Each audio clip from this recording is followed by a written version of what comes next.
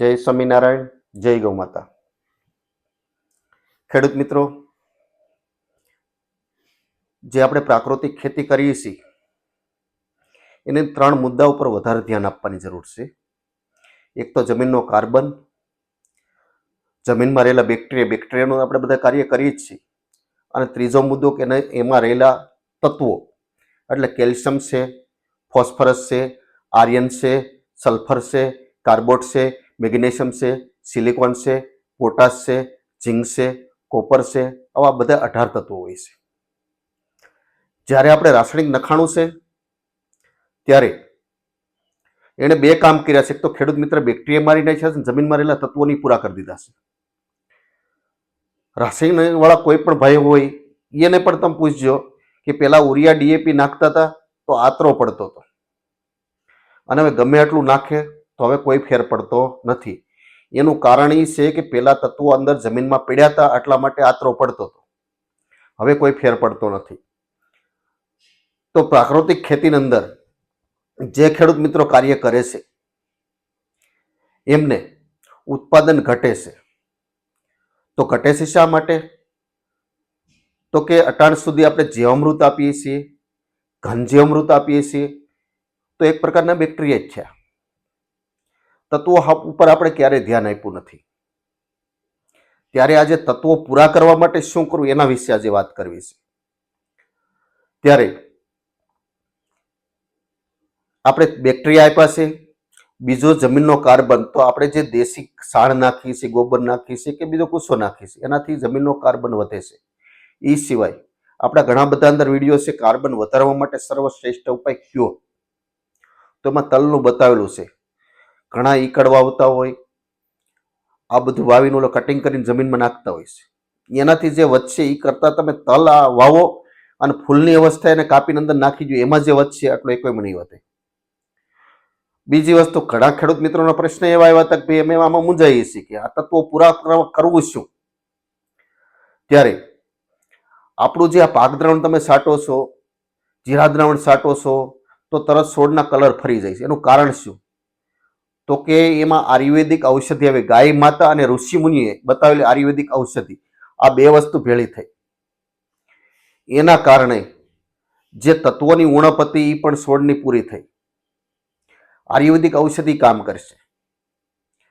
ત્યારે જે અહીંયા આપણે ખાતર તૈયાર કરીએ છીએ તો એ પૂરું કરી શકે એવી કોઈ શક્યતા નથી. જે ખેડૂત મિત્ર પાસે ગાયું છે, જેની પાસે ખાતર મળી શકે એમ છે, એ લોકો માટે આપણે એમ કીધું ભાઈ તમે ખાલી ઘનજીવામૃત બનાવો તો ઘનજીવામૃત જ બનાવો. એ સિવાય આપણા વિડીયો અંદર બતાવેલા જ છે કે ભાઈ તમારે બનાવવા માટે કઈ રીતે પ્રોસેસ કરવી. પણ ઘનજીવામૃત બનાવો છો એની અંદર આ આયુર્વેદિક ઔષધિ અમે આ 30 પ્રકારની મિક્સ કરીને રેડી કરેલું છે. એ 100 કિલો સૂકું સાણની અંદર 1 કિલો નાખી દઈશો તો જે તમારું ઘનજીવામૃત છે 5 ગણું પાવરફુલ થઈ જશે, અને એની તાકાત કંઈક અલગ આવશે. ત્યારે આ ઔષધિ છે વિરોધી જે બેક્ટેરિયા હોય એને તકલીફ કરે છે, ખેડૂત મિત્ર બેક્ટેરિયાને પોષણ આપે છે. ઘણા ખેડૂત મિત્રોને એવા પ્રશ્ન આવ્યા હતા કે ભાઈ અમે જીવામૃત બનાવીને એની અંદર નાખ્યું, મેં અહીંથી ના જ પાડી છતાં એને નાખ્યું તો કે અડધું બેરલ ખાલી થઈ ગયું. કે બેક્ટેરિયા એટલા બધા સક્રિય થઈ જાય છે. મેં કીધું આને તમે પાણીમાં 5 દી પલાળી ગયો, જીવામૃતને આ બંને પાણીમાં જવા દો, જમીનમાં પછી એને ધબધબાટી બોલાવવા દો, તો તમારી જમીન સુધરશે. પણ બેરલની અંદર ભેગું ના કરો, કારણ કે બેક્ટેરિયા એટલા સક્રિય થઈ જશે તો એના કારણે ઉભરો આવી જશે અને બેરલ ખાલી થઈ જશે.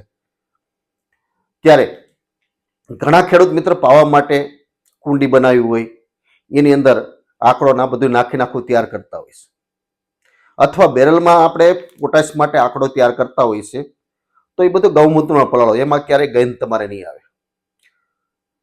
લગભગ 15 દિવસ આંકડો પલાળ્યા પછી આ પેકેટ અંદર નાખી દો. પેલા જો નાખશો તો આંકડો એવો ને એવો રાખશે, ઓલો થવા નહીં દે. આયુર્વેદિક ઔષધિ છે એ પાંદડાને ઓલા થવા જ નહીં દે, ઓગાળવા છે આપણે ઓગળવા નહીં દે. એટલે 15 દિવસ એને પલાળવા દો, ત્યાર પછી આ અંદર 1 પેકેટ નાખી દો. તો આનો રસ છે 25 દિવસે તમારું તૈયાર થાય ને તો આનો જે રસ છે એ પણ પાણીમાં ભળી ગયો છે, અને એ છોડશો તો પોટાશિયમ મળી ગયું, બીજા જમીનના તત્વો છે એ પણ મળી ગયા. એટલા માટે આપણે ખેતી કરીએ છીએ, આપણું ઉત્પાદન ઘટવું ન જોઈએ.